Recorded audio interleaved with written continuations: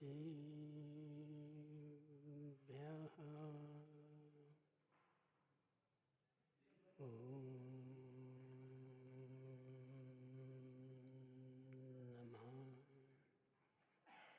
श्रीदेव्यः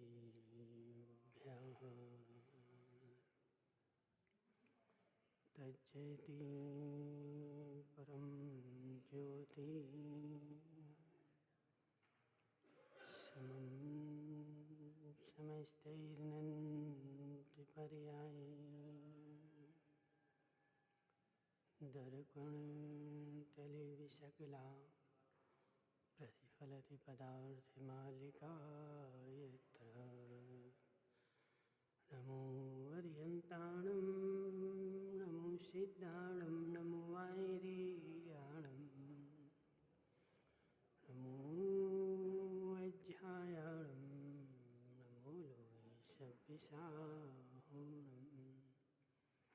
पंच परमेष्टि भगवान अनंत अनंत सिद्ध परमेष्टि भगवान के 1008 देवादेव वासुपूज भगवान के 1008 देवादेव सुपारसनाथ भगवान के आचार्य भगवान अमृत चंद्र स्वामी के आचार्य भगवान विद्यासागर जी महाराज के आचार्य भगवान विशुद्ध सागर जी महाराज के आचार्य भगवान विभव सागर जी महाराज बोलो परम पूज्य सिद्ध सागर जी महाराज की, बोलो सिद्ध सागर जी महाराज की, बोलो मुनि संघ की।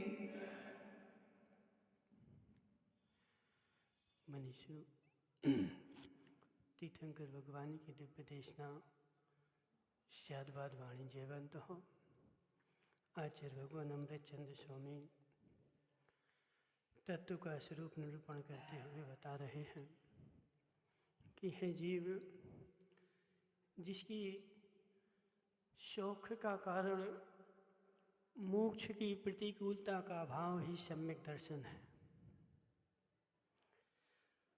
सुख का कारण मोक्ष की प्रतिकूलता का अभाव, जिसने इसका श्रद्धान किया है उसको सम्यक दर्शन हुआ है। और इसके अभाव में आज तक किसी को सम्यक दर्शन की प्राप्ति नहीं हुई। जितने भी संसार में सम्यक दर्शन के उपाय हैं, जितने भी संसार में सम्यक दर्शन के लक्षण हैं, वह सारे के सारे इसी रूट पर पहुंचते हैं। मनसुख लाल जी, सम्यक दर्शन ज्ञान चारित्र मोक्ष का मार्ग है। इन तीनों की एकता मोक्ष का मार्ग है। ऐसे ही सम्यक दर्शन जो है वह शौक का कारण मोक्ष की प्रतिकूलता का अभाव सम्यक दर्शन है। निमेश भाई पढ़ा था, कहाँ पढ़ा था,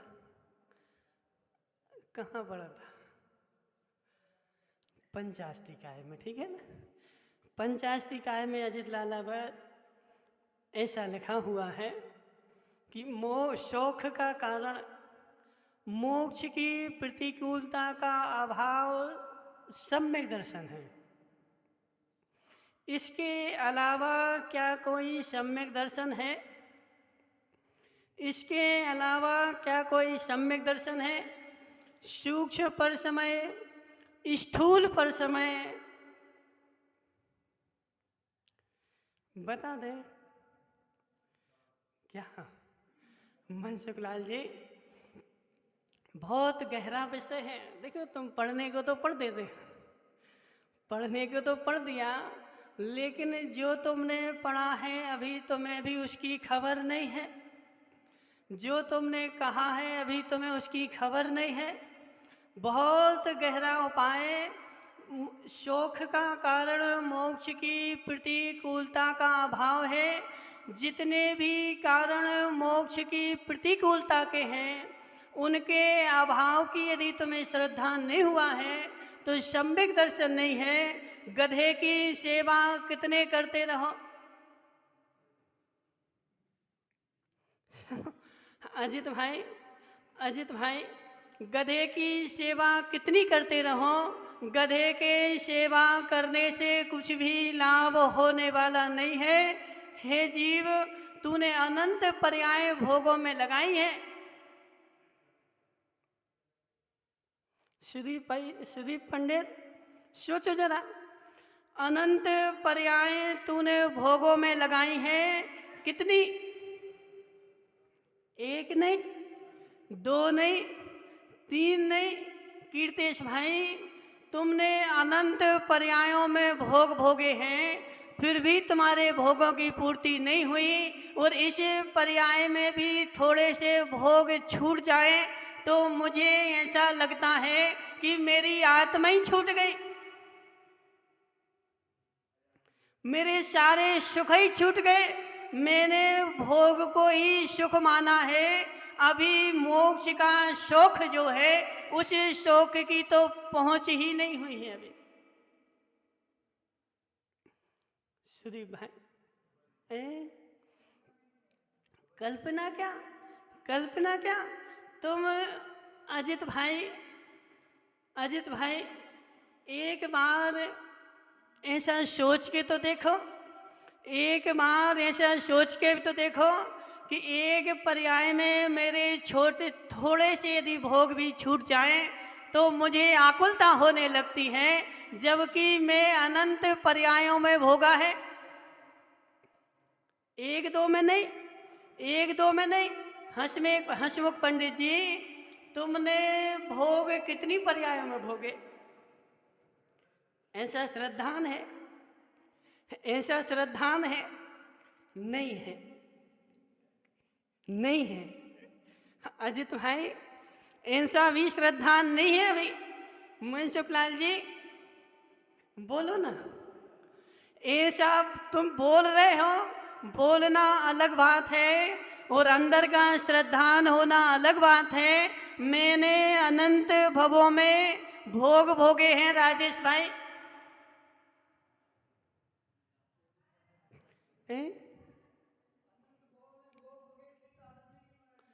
सुनो तो, यह आदत जो है ना, भोग की आदत नहीं लगी। एक बहुत अच्छी, देखो विषय जो है ना फैल जाता है, फिर उस समय तुम्हारा हो जाता है, समझना।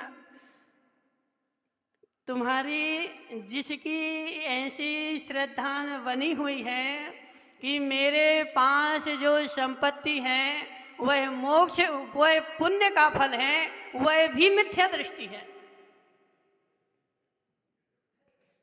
सुदीप पंडित बोलो ना कुछ। वो अंकेश पंडित कहाँ गए आज? अरे अब क्या आएगा, 9 तो बजा लिए उसने। सुनो अजित भाई, मेरे पास जो संपत्ति है, मैं क्या करूं? पुण्य का उदयता शुभ मिल गई, पुण्य के उदय से आई है वह संपत्ति, पुण्य के उदय से आई है। यह बुद्धि भी मिथ्या है, सम्यक दृष्टि की कल्पना नहीं है, यह मिथ्या दृष्टि की कल्पना है।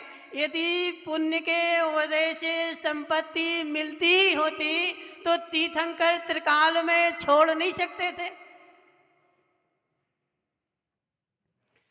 संपत्ति का रहना, संपत्ति का रहना, सरपंच जी सुनो, संपत्ति का रहना पुण्य का फल नहीं है, पुण्य का फल नहीं है। संपत्ति का रहना मूर्छा का फल है।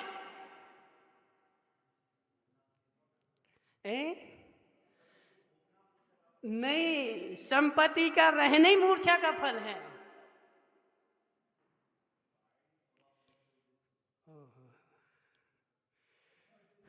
बोलो, जोर से बोलो थोड़े, फिर तुम्हें गधे पे बैठा ले। बोलो सुदीप पंडित, संपत्ति का होना ही मूर्छा का फल है। अच्छा, हाँ अजित भाई, संपत्ति मिली है, पुण्य का उदय है, इसका मतलब है कि जितने महाराज बनते हैं वह सब पापी जीव होते हैं। दान करते हैं। सुनो, त्याग करते हैं, पुण्य के फल में संपत्ति नहीं रहती, मूर्छा के फल में संपत्ति रहती है। तुम कितने ही कहते रहो कि मुझे पुण्य के फल से मिली है, लेकिन जब तक मूर्छा नहीं हो तब तक तुम्हारे पास संपत्ति रह नहीं सकती। तुम संपत्ति में रह नहीं सकते। 1 रुपया कम हो जाए तो ऐसा लगता है कि आत्मा का 1 गुण कम हो गया। कीर्तेश भाई जरा नजित लालावत को समझाना कि महाराज पुण्य के फल से संपत्ति मिलती होती, ऐसा सिद्धांत बना दो तो 14वें गुलिस्तान तक संपत्ति रहनी ही चाहिए। क्या बोल रहा है?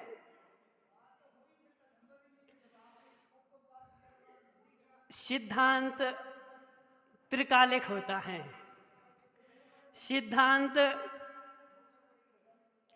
तात्कालिक नहीं होता। और मूर्छा जो है, मूर्छा का फल संपत्ति रहना है, पुण्य का फल संपत्ति रहना नहीं है। नहीं, पुण्य के फल में संपत्ति आ तो सकती है, लेकिन रहेगी मूर्छा के फल में।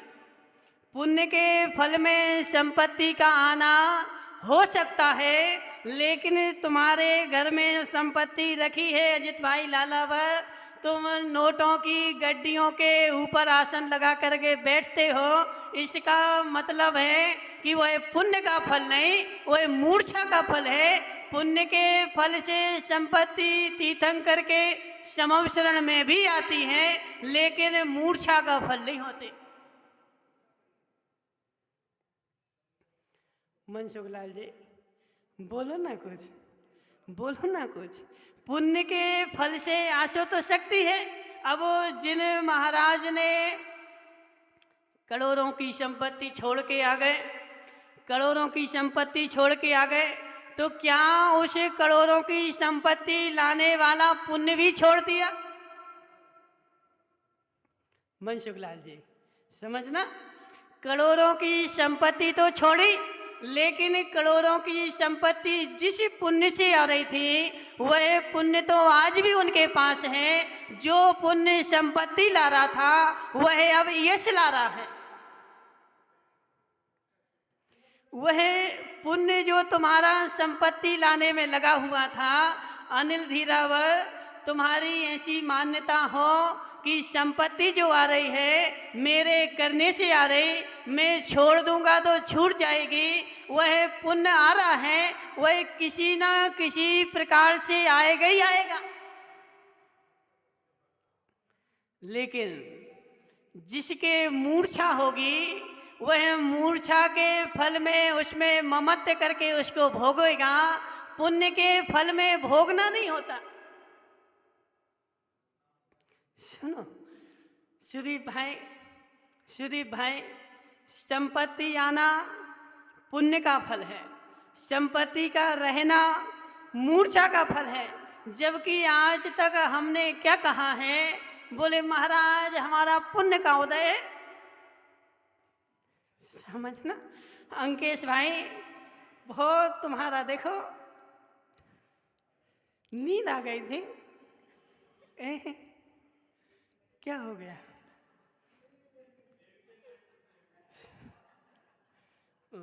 बैठे रहो गधे पे।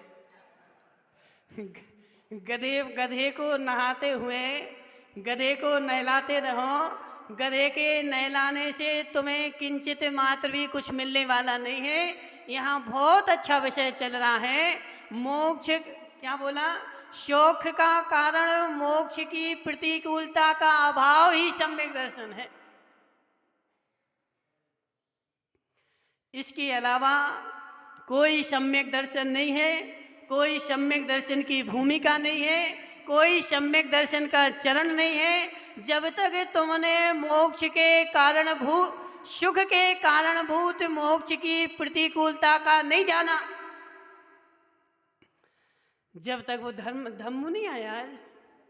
ओह पवन भाई उस बेचारे से बोल देना कि हे धम्मू भाई, जब तक तू शौक के कारण मोक्ष की प्रतिकूलता के अभाव के कारण को नहीं जानेगा, तब तक तुझे धम्म धम्म घलते रहेंगे।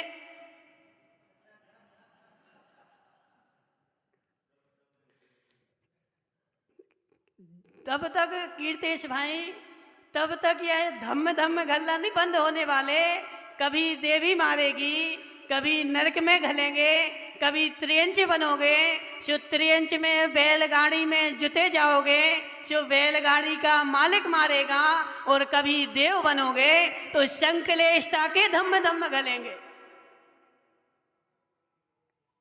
चारों गति में धम्म धम्म घलते हैं, और बेचारा उस धम्म धम्म को ही सुख मान रहा है, जबकि सुख वो नहीं है। मोक्ष की प्रतिकूलता का अभाव ही सुख की उत्पत्ति का कारण है। इसके अलावा प्रवीण भाई नहीं आ रहा समझ में? क्या आ रहा,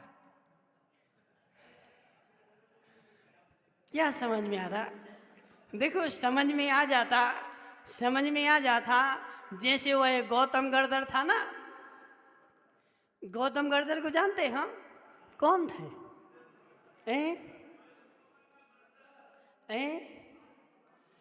जो गौतम था ना, गौतम ऋषि जो ब्राह्मण कुल में था, इतना उसको अहंकार था, लेकिन उसको समझ में नहीं आया था। उसने सारे पोथी पत्रा पढ़ लिए, वेद पुराण पढ़ लिए, लेकिन फिर भी उसको समझ में नहीं आए। लेकिन जब महावीर के समशरण में गया, जब समझ में आया, सो उतार के फेंकने लगा।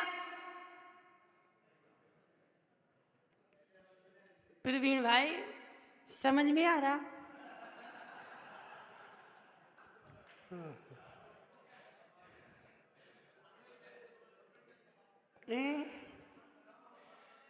देखो अभी समझ में नहीं आ रहा है, अभी मात्र सुनने में आ रहा है। ऐसा समझ में आ जाए तो मेरी गारंटी है मनसुख लाल जी कि परिवर्तन ना हो, ऐसा त्रिकाल में हो ही नहीं सकता। मिट्टी पर पानी गिरे और घास ना उगे, मिट्टी पर पानी गिरे और घास ना उगे तो दो ही कारण हो सकते हैं, या तो वह मिट्टी नहीं है या पानी गिरा नहीं है। वह मिट्टी नहीं है, इसका मतलब है वह अभव्य है।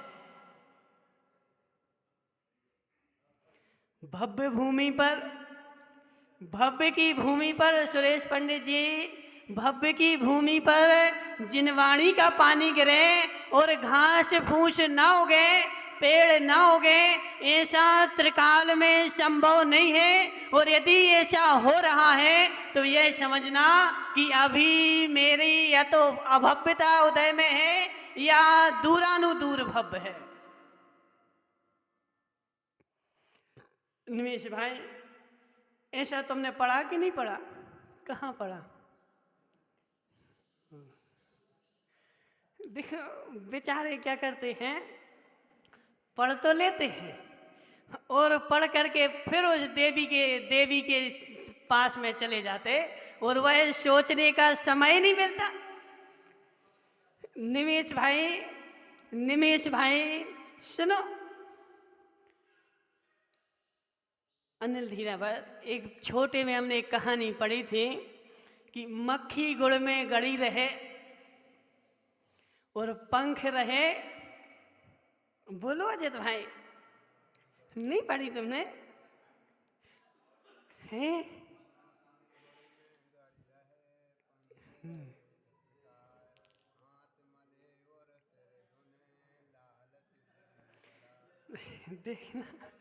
देखना निमेश पंडित जी ने जिनवाणी पढ़ ली, और जिनवाणी पढ़ करके और फिर उसी घोंसले में घुस गए। लेकिन उसका तुमने चिंतन किया कि नहीं? और उसका चिंतन नहीं किया, इसका मतलब है कि उसका आज तक फल नहीं निकला।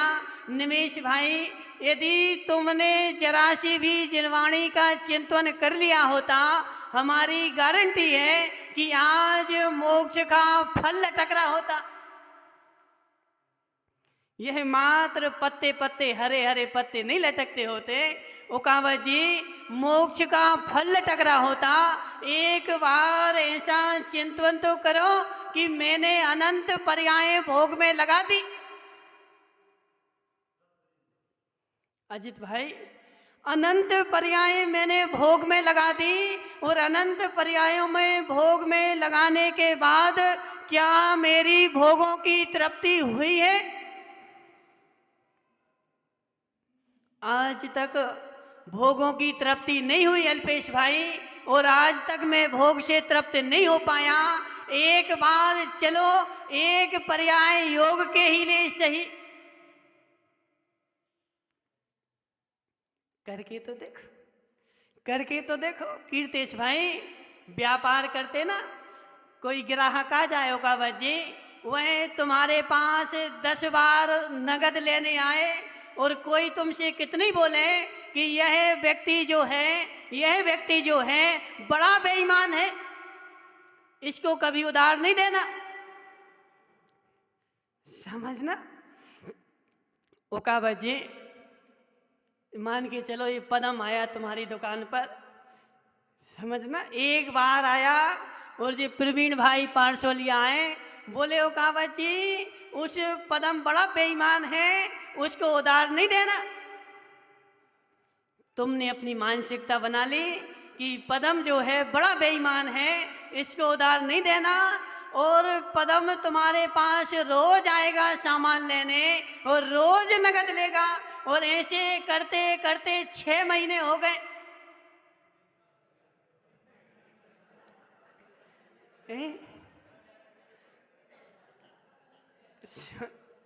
देखो, पदम बेईमान नहीं है, उसको बेईमान नहीं बोलना, वो तो बहुत ईमानदार है, समझना।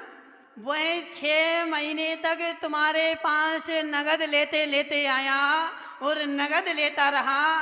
अब 6 महीने बाद एक बार उसने उधार मांगा, तुम एक बार सोचोगे कि नहीं? दे दोगे?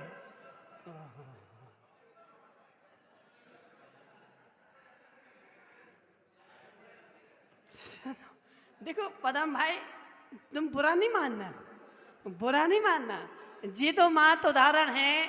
जब मेरी दुकान पर 6 महीने कोई नगद ले रहा है, और 6 महीने के बाद एक बार उधार लेने आया, फिर भी मुझे पता है कि यह बेईमान है, फिर भी मेरा ऐसा मन होता है कि चलो एक बार देखे तो देखे।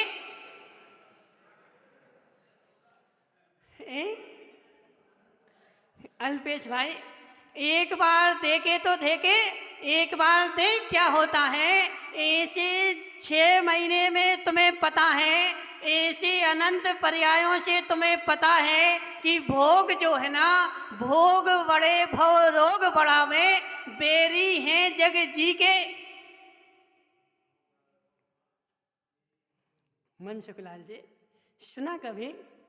बोलो ना, बराबर तो है। तुम तो सुनाओ, तुमने सुना कि नहीं सुना?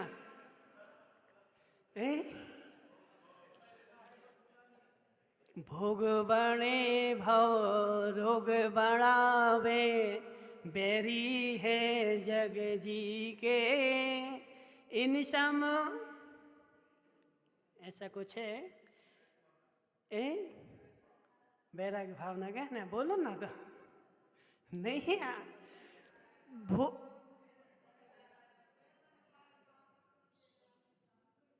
नहीं, ये तो बाद का है, उसकी जो लाने है ना, सुनो, इतनी में अपना काम हो गया। भोग बड़े भव रोग बढ़ावे, बेरी हैं जग जी के। यह लाइन मैंने कई बार पढ़ी, लेकिन आज तक मेरा विचार ऐसा नहीं आया कि मैंने अनंत पर्यायों में, अजित भाई वो बोले बैरागी भी बहुत दुखी हैं। बैरागी कभी दुखी होता नहीं, और जो दुखी होता है वह बैरागी होता नहीं। बैरागी को दुख किस बात का? दुख तो मात्र रागी को है। बैरागी का भेष बनाया है और अंदर में राग की परिणति है। राग के उदय में ही दुख है, बैराग के उदय में त्रिकाल में दुख है ही नहीं। मैंने अनंत पर्याय भोग के लिए दी कि क्या नाम मुकावत जी, अनंत पर्याय भोग के लिए दी। एक पर्याय में ऐसा आज तक नहीं आया कि एक पर्याय चलो मैं धर्म में लगा दूं, एक पर्याय योग में लगा दो। लगा के तो देखो फल क्या निकलता है।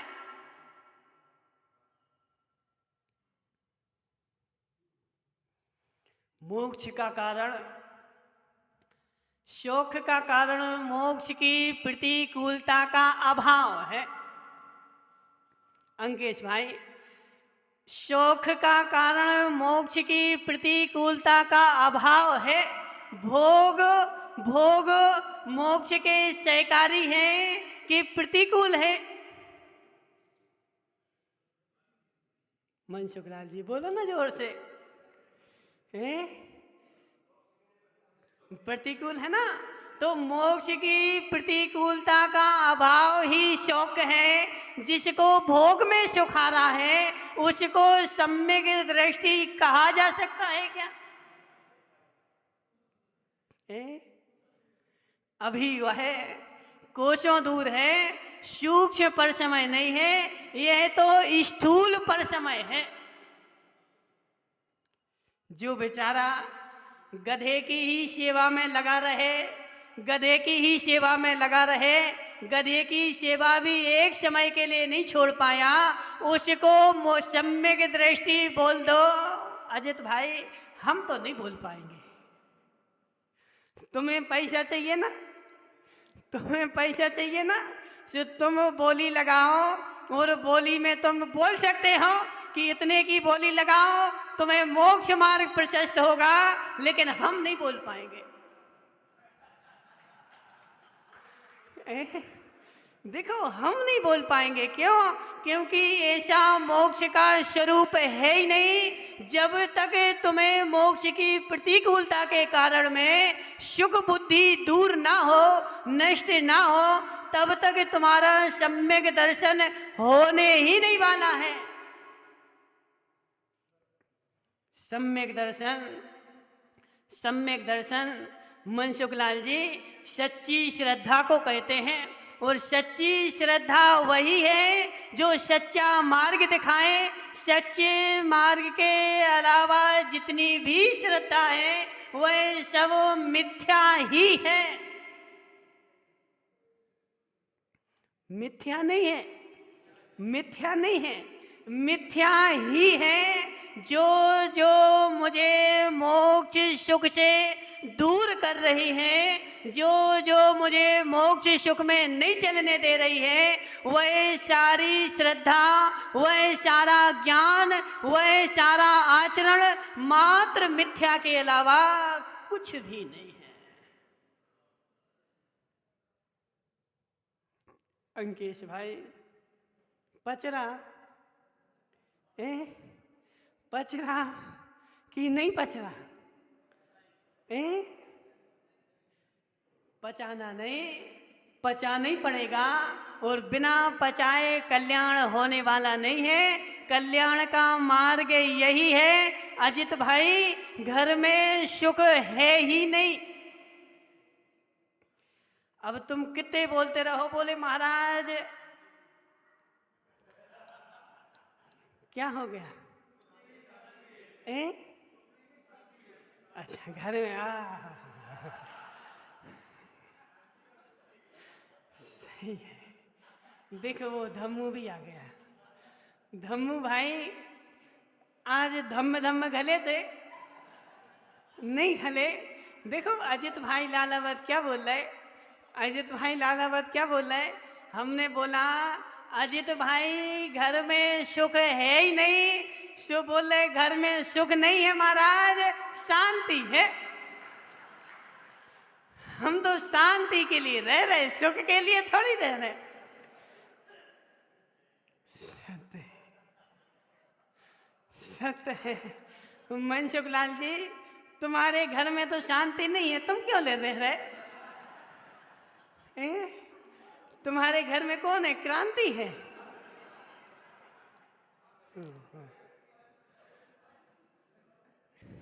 ओ खावत जी, किसी के घर में शांति है, किसी के घर में कांति है और किसी के घर में क्रांति है, फिर भी बेचारे को वही सुख लग रहा है, शांति में सुख ना लगे।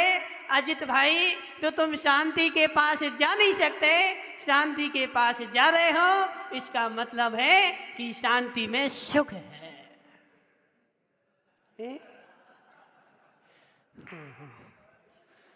सुख सुख। वो कहाँ गया तुम्हारे मानमल जी? अच्छा, यहाँ बैठे। मानमल जी, तुम्हारे घर में क्या है?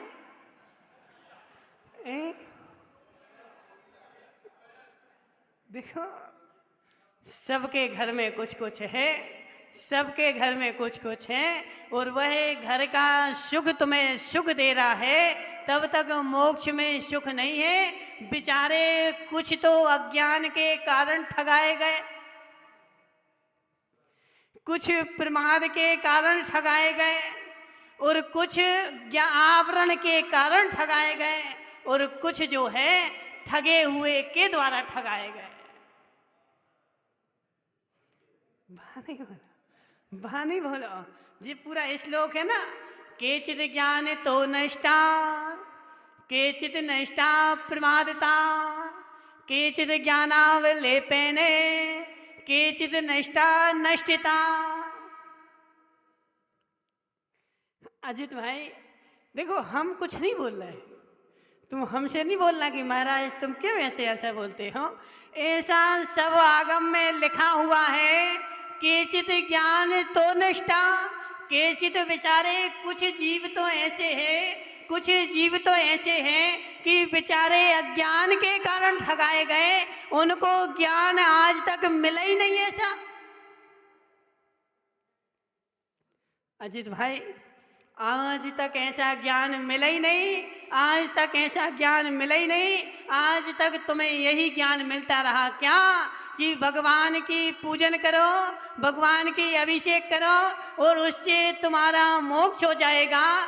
कुंद कुंद स्वामी कह रहे हैं कि जो बेचारा शुद्धोपयोग में लीन होने की भी शक्ति है। मनसुख लाल जी थे, कल नहीं थे, चले गए थे। मनसुख लाल जी, नहीं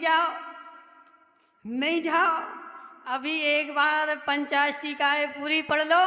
पंचाष्टिकाय में आचार्य भगवान कुंद कुंद स्वामी, हम नहीं, कुंद कुंद स्वामी क्या कह रहे हैं कि जिसके पास शुद्धोपयोग में लीन होने की शक्ति है और उसे शक्ति होते हुए भी वह शुद्धोपयोग से दूर हो करके और ऐसा मान रहा है कि अरहंत आदि की भक्ति से ही मुझे मोक्ष हो जाएगा, वह स्थूल पर समय है।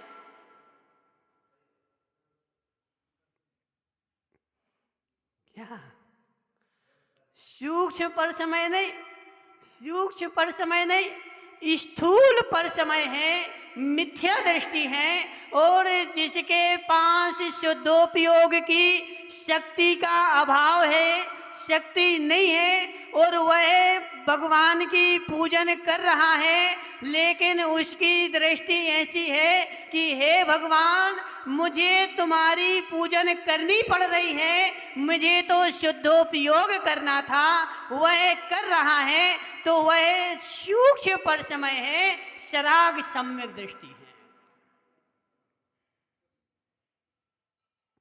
सूक्ष्म पर समय, स्थूल पर समय।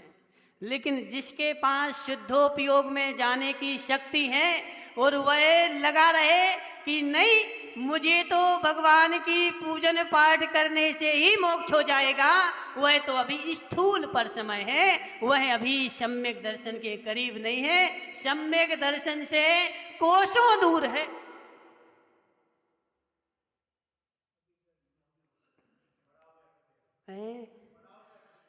पड़ाव में नहीं अटक गया, पड़ाव में नहीं अटक गया, वो अभी मिथ्यात में ही अटका हुआ है।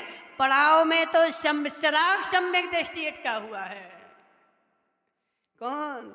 सूक्ष्म पर समय, स्थूल पर समय तो अभी मिथ्यात में ही भटका हुआ है, अभी अनंतानुबंधी में ही लीन है। पड़ाव में तो सूक्ष्म पर समय जो है शराग सम्यक दृष्टि अटका हुआ है।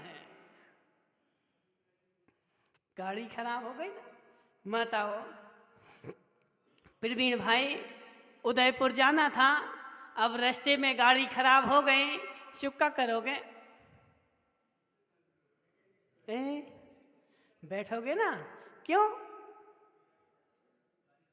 गाड़ी खराब हो गई। मनसुख लाल जी, क्यों बैठ गया प्रवीण भाई? गाड़ी खराब हो गई, लेकिन उसका लक्ष्य खराब नहीं हुआ है, उसके पास शक्ति नहीं बची अब जाने की, इसलिए वो पड़ाव में बैठा हुआ है। ऐसे शराग सम्यक दृष्टि जो है वह शक्ति के अभाव में पड़ाव में बैठा हुआ है, और यदि शक्ति के साथ यदि पड़ाव में बैठ जाए तो वह स्थूल पर समय है, मिथ्या दृष्टि है।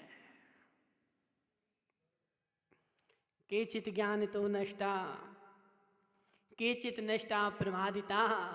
बहुत सारे तो ऐसे हैं बेचारे अज्ञान के कारण नष्ट हैं, ज्ञान आज तक मिला ही नहीं, सम्यक ज्ञान क्या है, और मिला भी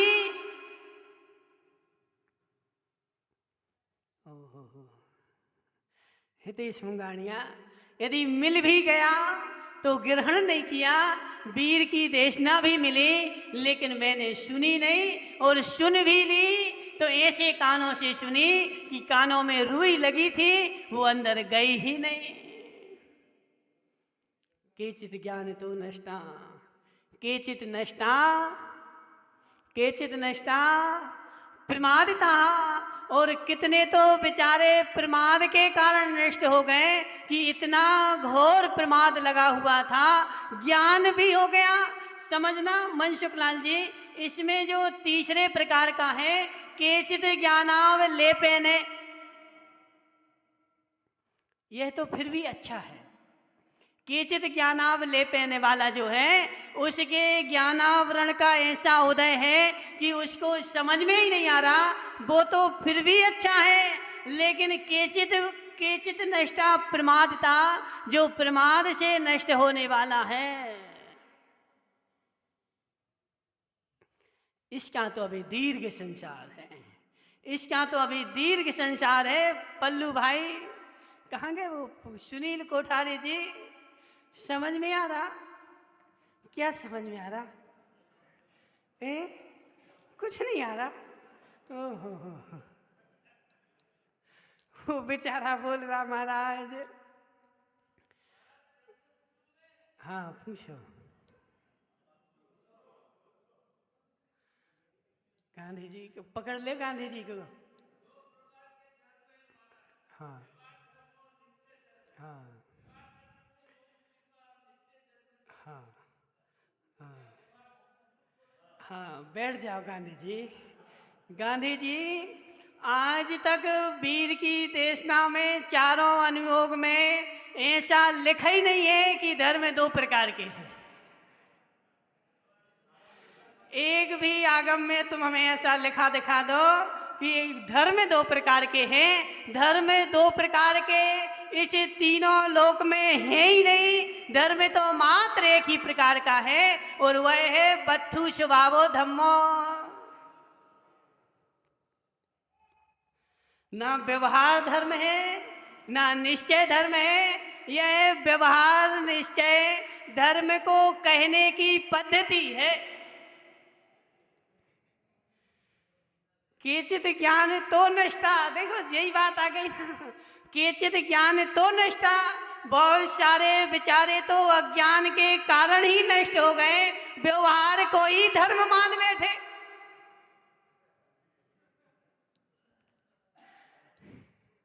केचित ज्ञान तो नष्टा। अंकेश भाई क्या करे, क्या करे? बेचारे व्यवहार को ही धर्म मान बैठे, निश्चय को ही धर्म मान बैठे। ना निश्चय धर्म है, ना व्यवहार धर्म है। यह धर्म को कहने की पद्धति है, कथन की शैली है। यह धर्म हो जाए तो इसी से मोक्ष मिल जाए।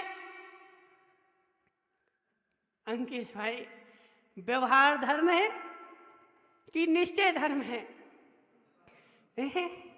व्यवहार धर्म है। सुनो गांधी जी, देखो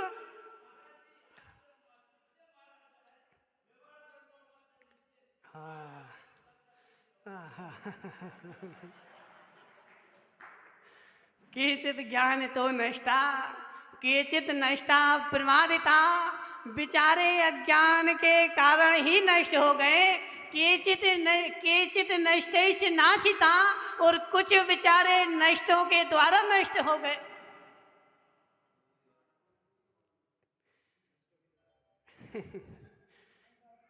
गांधी जी, यही स्वरूप है, यही स्वरूप है। धर्म तो बताया गया, तुमने भी सुना, लेकिन आज तक ऐसा नहीं कि तुमने धर्म नहीं सुना।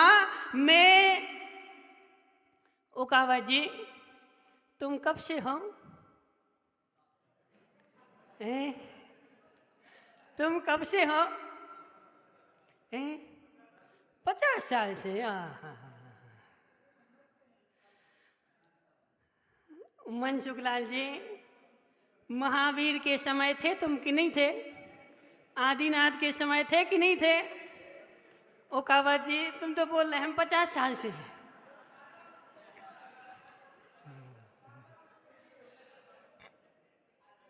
गलती यहीं हो रही।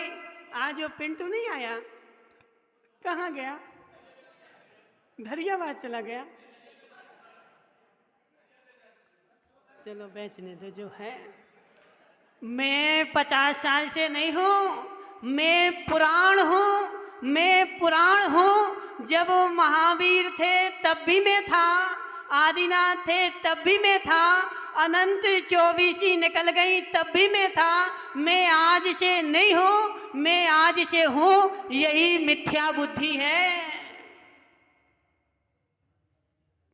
गांधी जी, अभी तुम्हारा विषय भूले नहीं है, तुम्हारा भी बताएंगे। सुनो, पहले इनसे निपट ले उकावत जी से। उकावत जी देखो जी, तुम्हारी धारणा नहीं, किसी से भी पूछो। इस चंदन भाई से पूछो, चंदन भाई तुम कब से हो?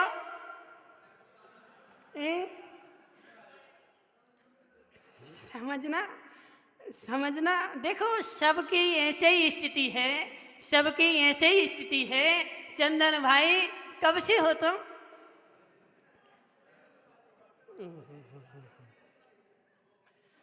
कोई 30 साल से है, कोई 40 साल से है, कोई 50 साल से है, और बेचारा इसको ही मैं समझ रहा है। और वही चंदन भाई वहाँ से कल निकले थे, अजित भाई लालावर जो बोल रहा था, बोले को महाराज जी देखो जी हमारा घोंसला बना है।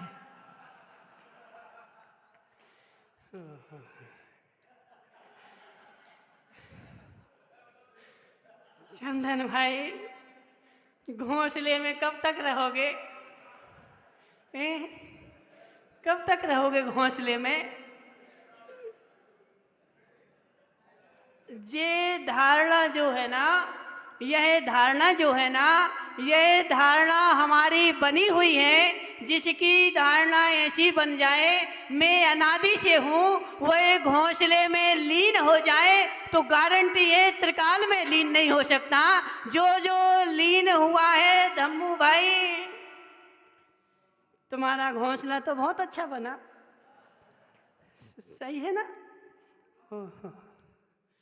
मैं 30 साल से हूँ, मैं 40 साल से हूँ। जिसकी ऐसी बुद्धि है वह सब मिथ्या दृष्टि है। बदामी लाल जी, तुम्हारा घोंसला कितना अच्छा बना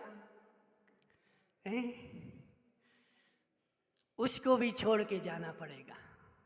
क्योंकि मैं 30 साल से नहीं हूँ, मैं अनंत काल से हूँ और अनंत काल तक रहूँगा। मेरा कभी नाश नहीं होगा, जिसका नाश होगा वह मैं नहीं हूँ, और उसको ही तुमने अपना जान लिया है और उसके सुख में ही तुम लीन हो गए हो। इसलिए तुम्हें मोक्ष का सुख तो आज तक मिला ही नहीं, तुम शरीर के सुख में ही लीन रहे। शरीर सुखी रहे, मैं सुखी हूँ, शरीर दुखी हो गया। भारी कष्ट है तेजपाल जी, महाराज बहुत घुटने दर्द करते हैं, बहुत दुख है। तनक पिछी लगा दो, ठीक हो जाए।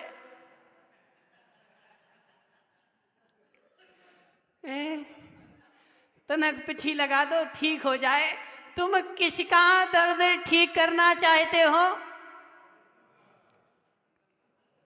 शरीर के ही दर्द में मेरी बुद्धि है, अभी आत्मा के दर्द में बुद्धि है ही नहीं। जिसको आत्मा का दर्द पीड़ित करने लगे उसको शरीर का दुख दे नहीं सकता, और जिसको शरीर का दुख दे रहा है उसको अभी आत्मा का दर्द हुआ नहीं है। अजित भाई सुनो जरा। बोले महाराज मोक्ष मार्ग में बहुत कष्ट है, देखो बहुत सारे देखो दुखी देखे हमने। तो क्या घर में रह के तुम सुखी हो? घर में रह के तुम सुखी हो तो घर में क्यों रह रहे?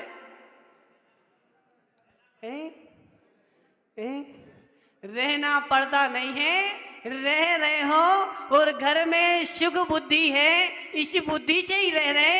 ऐसी बुद्धि नहीं होती तो जैसे बिना पानी के मछली छटपटाती है, ऐसे तुम घर में रह के ऐसे छटपटा रहे होते कि मुझे पानी मिल जाए। अभी मेरी सुख बुद्धि घर में पड़ी हुई है, मोक्ष मार्ग में दुख है, शरीर का सुख ही सुख है, आत्मा के दुख से अभी तुम पीड़ित हुए ही नहीं हो।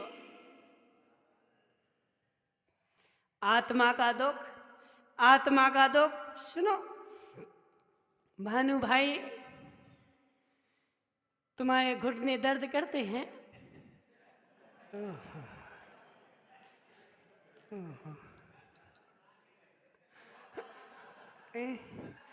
देखो अब सबके घुटने ठीक हो गए,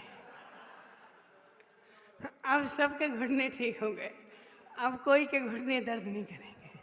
सुनना ओकावत जी, पेट दर्द करे तो क्या करते हो?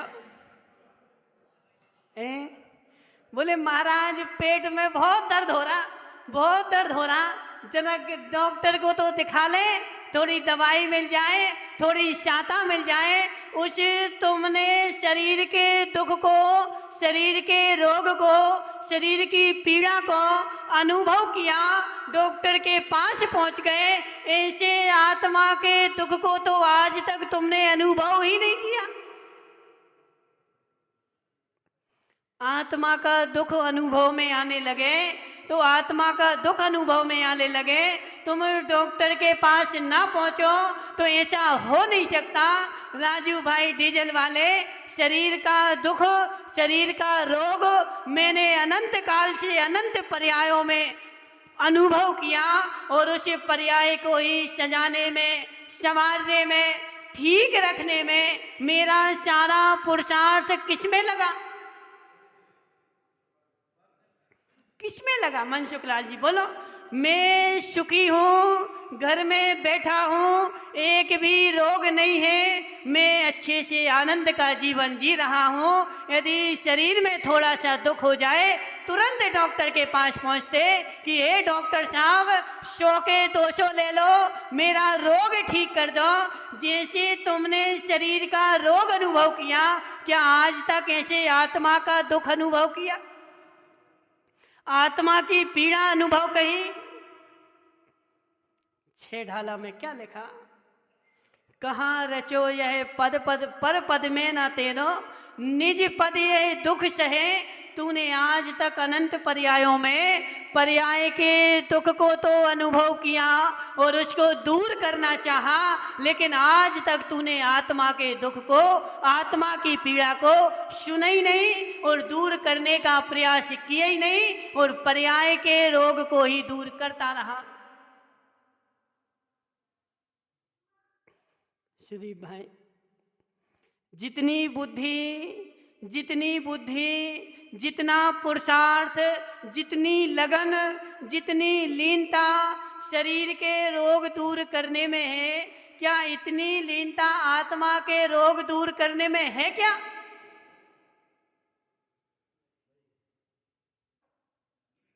हे मिथ्या दृष्टि, तुम कुछ भी बोलो, जो है सो वही बोलेंगे। हे मिथ्या दृष्टि, हे मिथ्या दृष्टि, ऐसा कुंद कुंद स्वामी बोल रहे। शोक का कारण मोक्ष की प्रतिकूलता का अभाव है। अंकेश भाई नहीं पच रहा, नहीं पच रहा, नहीं पच रहा। शोक का कारण मोक्ष की प्रतिकूलता का अभाव है। तू शरीर के सुख को सुख मान रहा है, शरीर के रोग को रोग मान रहा है, तो शरीर के रोग से क्या रोग दूर हो जाएगा? शरीर के सुख से तू शोक में चला जाएगा? थोड़ा सा मन शुक्लाल जी, शरीर अच्छा रहे, शरीर सुखी रहे, मैं घर में बैठा रहूं, मेरी कुर्सी ना छूटे, शरीर में दर्द ना हो, कितना पुरुषार्थ करते राजू भाई। डॉक्टर के पास जाओगे, हे डॉक्टर साहब मेरी सारी चेक कर लो, कहीं कोई खोट तो नहीं है, कहीं शरीर में कोई रोग तो नहीं आ रहा है, मेरे शरीर को चेक कर लो। अजित भाई करते कि नहीं करते? बीमार भी नहीं हो तो क्या? निमेश भाई, पिताजी के घुटनों को ऑपरेशन हो गया, ऑपरेशन तो अच्छा हो गया, वो बिल्कुल पूर्ण ठीक हो गए, लेकिन महाराज एक बार और दिखाया है। क्या एक बार और दिखा लें? बोले कहीं कुछ रह तो नहीं गया, कहीं कुछ रह गया हो तो वो और हम ठीक करवा लें। जैसे शरीर को ठीक कराने में बुद्धि है, क्या ऐसी आत्मा को ठीक करने में बुद्धि हुई तुम्हारी? मैंने आज तक इतना धर्म कर लिया, इतना धर्म में कर रहा हूँ, जरा ज्ञानी के पास, आगम के पास जाकर के मिलान तो कर लो कि मेरे में कहीं कुछ टूटी तो नहीं रह गई, कहीं रह गई हो तो उसको और मैं ठीक कर लूँ। केचित ज्ञान तो नष्टा, केचित नष्टा प्रमादिता, कुछ बेचारे ज्ञान ही नहीं है इसलिए नष्ट हो रहे हैं, और कुछ बेचारे ज्ञान भी हो गया लेकिन प्रमाद के कारण नष्ट हो गए। मैं तो मोक्ष मार्गी ही हो गया, अब मुझे कहीं जाने की आवश्यकता नहीं, कुछ करने की आवश्यकता नहीं, मैं तो मोक्ष पर ही चल रहा हूं। केचित नष्टा, केचित नष्टा। निमेश पंडित जी क्या पढ़ रहे? देखो उस पर्दे से कुछ नहीं होना, यहाँ देखो पहले तुम। केचित ज्ञान तो नष्टा और केचित नष्टा प्रमादिता, किसी को तो अज्ञान ने नष्ट कर दिया और किसी को कर दिया प्रमाद ने नष्ट कर दिया। ज्ञान भी हो गया था लेकिन वह प्रमाद नहीं छूटा, उस प्रमाद में ही लगे रहे और उस प्रमाद के कारण बेचारे ज्ञान होते हुए भी नष्ट हो गए।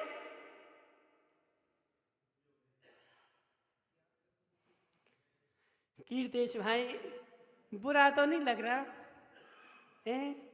अल्पेश से और पूछ लो, उन गांधी जी से पूछ लो, गांधी जी बुरा तो नहीं लग रहा?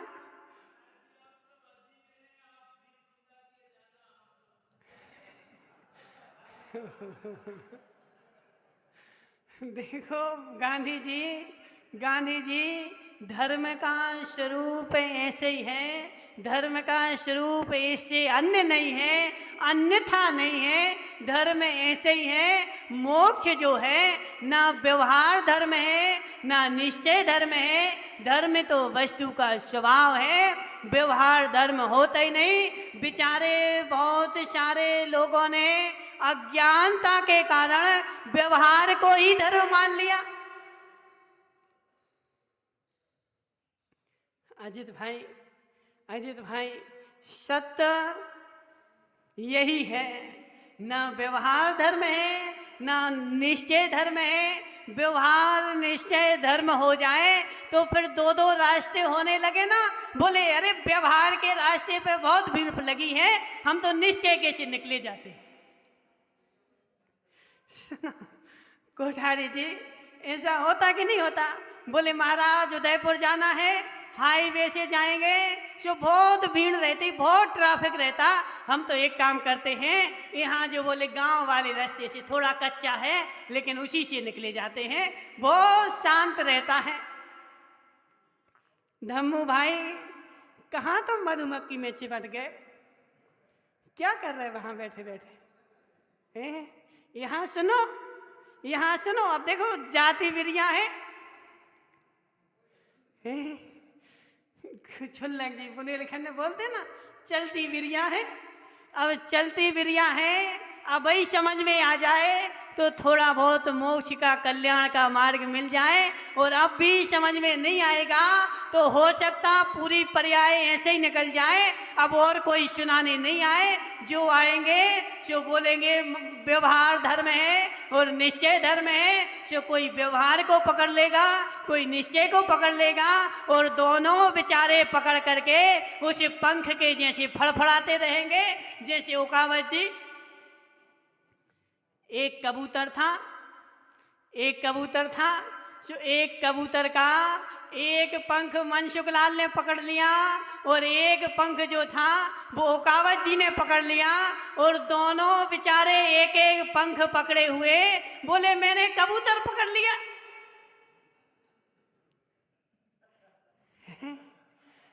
समझना चंदन भाई, सुनो तुम, देखो सुनो, उस देवी में मोक्ष नहीं है और उस घोंसले में भी मोक्ष नहीं है। मोक्ष तो जो है इस आगम में ही है, धर्म में ही है। इसलिए उस सच्चे धर्म को समझो। आज तक मेरी बुद्धि रही पैसों में मोक्ष है, धन में मोक्ष है, धन से मोक्ष मिलेगा।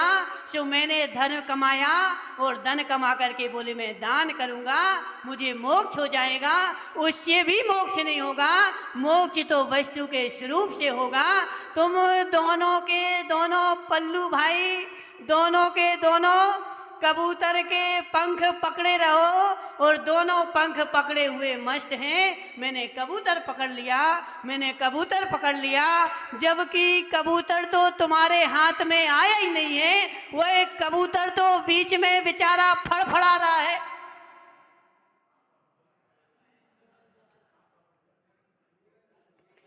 कोठारी जी वह दोनों के दोनों उस कबूतर के दोनों पंख पकड़े हुए खींच रहे हैं, मुझे धर्म मिल जाए, मुझे धर्म मिल जाए। और उस बीच में बेचारा कबूतर तड़फ रहा है, फड़फड़ा रहा है, छोड़ दो मुझे। अजित भाई नहीं छोड़ेंगे, नहीं छोड़ेंगे, हम तुझे पकड़े ही रहेंगे। मुझे मोक्ष जाना है, मैंने पकड़ लिया और मनसुखलाल जी ने दूसरा पकड़ लिया। मुझे मोक्ष जाना है। एक ने निश्चय का पंख पकड़ा, एक ने व्यवहार का पंख पकड़ा। अब सरपंच जी यह बताओ कि दाया पंख कबूतर है कि बाया पंख कबूतर है?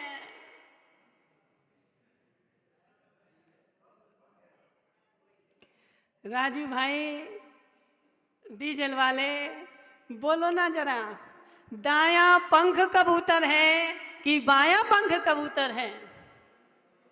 दोनों नहीं है, दोनों नहीं है। ओहो, गांधी जी खड़े हो जाओ, खड़े हो जाओ। देखो अभी तुम घबरा रहे थे, अब तो तुम्हारे जी राजू भाई डीजल वाले भी बोल रहे, बोले महाराज ना दाया पंख कबूतर है ना बाया पंख कबूतर है, दोनों ही कबूतर नहीं है। कबूतर तो जो फड़फड़ा रहा है बीच में वह कबूतर है। ऐसे एक निश्चय का पंख है, एक व्यवहार का पंख है। ना व्यवहार धर्म है ना निश्चय धर्म है। धर्म तो दोनों पंखों के बीच में जो फड़फड़ा रहा है वह धर्म है, उसको तो दोनों ने नहीं पकड़ा है।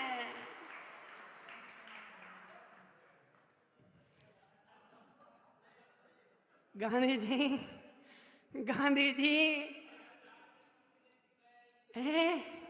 बोलो ना, व्यवहार धर्म है और निश्चय धर्म है, दो दो धर्म है।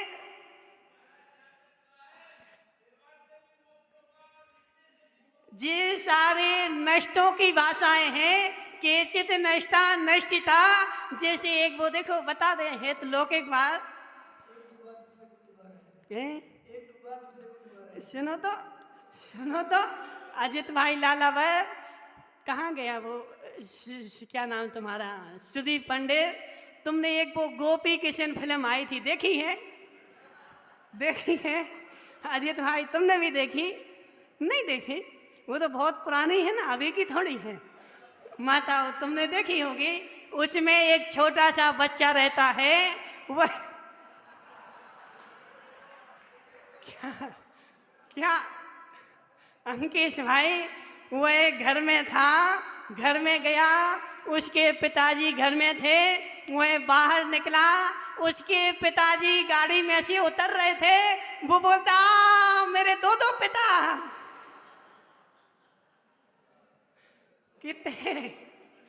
कितने मेरे दो दो पिता, एक बाहर है एक अंदर है। ऐसे गांधी जी कर रहे, बोले महाराज दो दो धर्म, एक व्यवहार का धर्म एक निश्चय का धर्म, ऐसे दो पिता होते ही नहीं, ऐसे धर्म दो होते ही नहीं, धर्म एक ही होता है।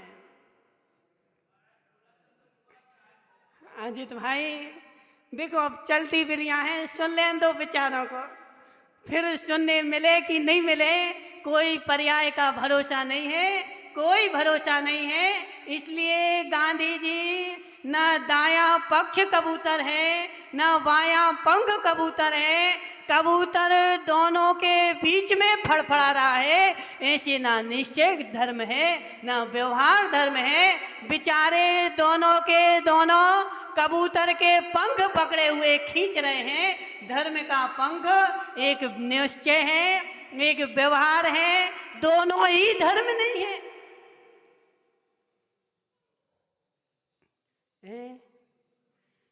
धम्मू भाई दोनों ही धर्म नहीं है, धर्म तो इन दोनों के बीच में अनंत काल हो गया। कीर्तेश भाई अनंत काल हो गया कीर्तेश भाई, किसी ने एक जे पंख पकड़ा, किसी ने जे पंख पकड़ा, आज तक धर्म तो किसी ने पकड़ा ही नहीं।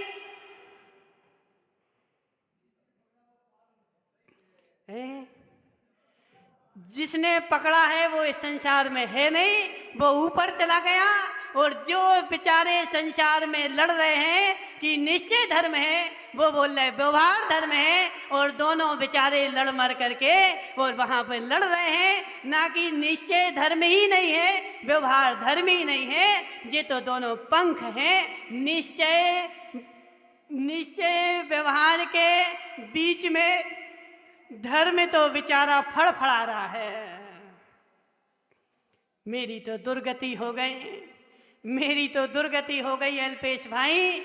इसलिए जानो गांधी जी ना निश्चय धर्म है ना व्यवहार धर्म है। धर्म त्रिकाल में दो होते नहीं, धर्म तो मात्र एक ही है, बत्थु स्वभावो धम्मो, इसके अलावा कोई धर्म नहीं है। निश्चय व्यवहार तो उसको प्राप्त करने के लिए शैलियाँ हैं, इसलिए इनमें नहीं उलझो, वास्तविक धर्म को पकड़ो।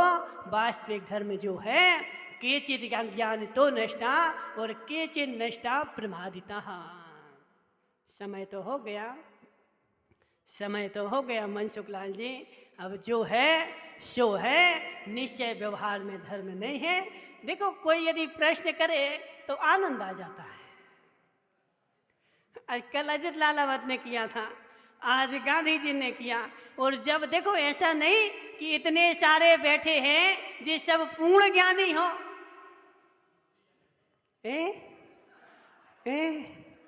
सुनो, पूर्ण ज्ञानी नहीं है, तुम्हारी भी अज्ञानता बैठी हुई है।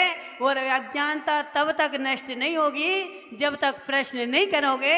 विचारों को डर लगता, बोले प्रश्न करेंगे तो फंस जाएंगे, इसलिए फंस नहीं जाओगे। फंसे तो हुए हो, प्रश्न करोगे तो सुलझ जाओगे। बोले शांतिनाथ भगवान की जावानी ज्ञान की सूची लोकालो सोवानी मस्तक नमो सदा ते तमदो ये जिनवानी भारती तो जुगुटी